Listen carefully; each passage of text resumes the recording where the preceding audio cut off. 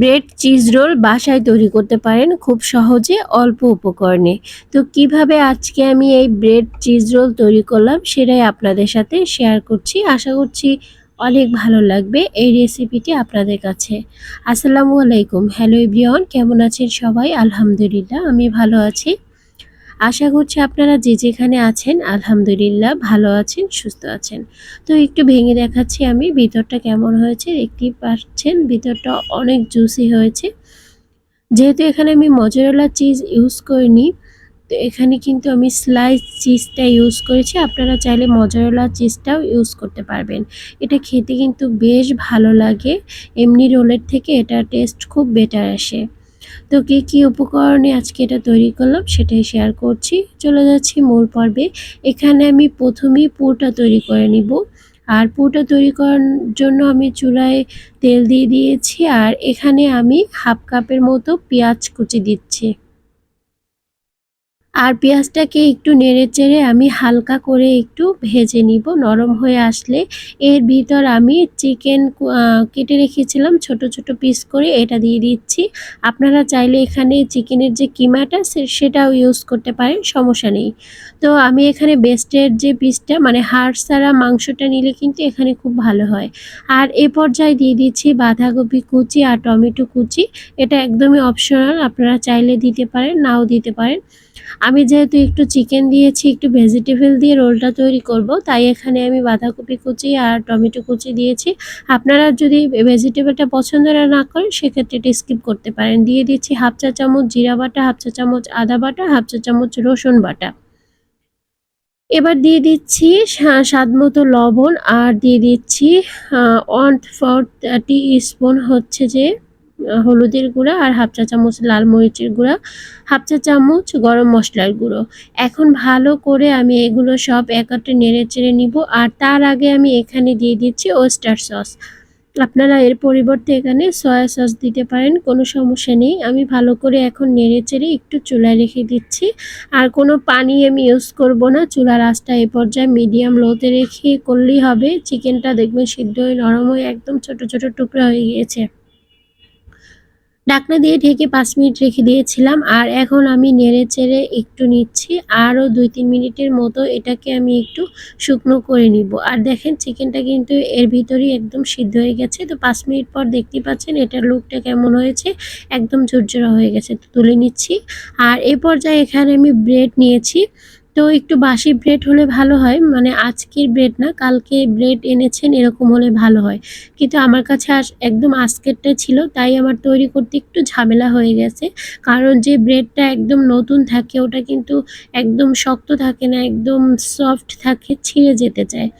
তো এই পর্যায়ে আমি ব্রেডের চারো সাইডের অংশটা কেটে নিয়েছি। আর এখন একটু পানি দিয়ে ভিজিয়ে এটা একটু বেলে নিচ্ছি। আপনারা এ পর্যায়ে প্লেন যে বেলনি আছে সেটা দিয়ে বেলবেন। আমারটা আমি খুঁজে পাচ্ছিলাম না, তো এটা দিয়ে বেলছি। এজন্য কিন্তু একটু প্রবলেম হচ্ছে। আপনারা যদি প্লেনটা দিয়ে বেলে নেন তাহলে কিন্তু এই প্রবলেমটা আর হবে না। তো একটু লম্বাটে করে বেলে নিয়েছি, আর সফট ছিল তাই রুটিটা একটু এরকম হয়ে গেছে। প্রবলেম নেই, রোল তৈরি করলে এটা ঠিক হয়ে যাবে। আর এ পর্যায়ে আমি স্লাইস চিজ নিয়েছি। আপনারা চাইলে এ পর্যায়ে কিন্তু মজেরেলা চিজটাই ইউজ করতে পারেন, টেস্ট খুবই ভালো আসবে। আমার কাছে ছিল কিন্তু আমি ইউজ করিনি, এই স্লাইস চিজটাই ইউজ করছি। আমার কাছে এই চিজটার ফ্লেভারটাও খুব ভালো লাগে। তো এ পর্যায়ে আমি পুর দিয়ে দিচ্ছি, যেই পুরটা আমি তৈরি করেছিলাম। আর এ পর্যায়ে পুর দিয়ে আমি এভাবে ফোল্ড করে নিচ্ছি। আর একটু আটা পানিতে গুলে নিবেন, শুধু আটা পানিতে একটু গুলে নিলেই হবে এটার মুখটাকে ফোল্ড করার জন্য, তাহলে ভালোভাবে লেগে থাকবে, ছুটে যাবে না। তো এই যে তৈরি হয়ে গেল। আর এটা যখন আপনি ব্রেড ক্রামের ভিতরে ফোল্ড করবেন এটা আরও শক্ত হয়ে যাবে, একদম তৈরি করতে কোনো ঝামেলা হবে না। তো মুখটাকে আমি সিল করে দিচ্ছি, যে আটাটা আমি পানিতে গুলে নিয়েছিলাম। আর এ পর্যায়ে একটু ব্রেড ক্রামের ভিতরে আমি এটাকে একটু মুখটাকে সিল করে নিচ্ছি। পানিতে আটা গুলে নিয়েছি সেটা আমি স্কিপ করেছি, দেখাইনি, কারণ এটা তো একদম সহজ, বলে দিলে আপনারা বুঝে যাবেন। তো এ পর্যায়ে আমি পানি দিয়ে আবার একটু রুটিটাকে ভিজিয়ে নিয়ে আর একটা তৈরি করে দেখাচ্ছি, খুব কাছ থেকে আপনাদের বোঝার সুবিধার্থে। আর এই রোলটা তৈরি করা একদমই সহজ, কিন্তু এটার টেস্ট খুবই ভালো আসে। বাসায় একবার হলেও তৈরি করে দেখতে পারেন, সবাই অনেক বেশি পছন্দ করবে। আর এ পর্যায়ে আমি পুর দিয়ে দিচ্ছি আর চিজ আগে দিয়ে দিচ্ছি। এখন আমি এটাকে একটু ফোল্ড করে নিচ্ছি। আর ফোল্ড করার সময় আমি আবারও এভাবে একটু আটা দিয়ে সিল করে নিচ্ছি, আটার যে মিশ্রণটা করেছিলাম। তাহলে এটা ভালো করে ফোল্ড হয়ে থাকবে, এটার ভিতরে যে চিজটা সেটা ভাজার সময় মেল্ট হয়ে বের হয়ে আসবে না।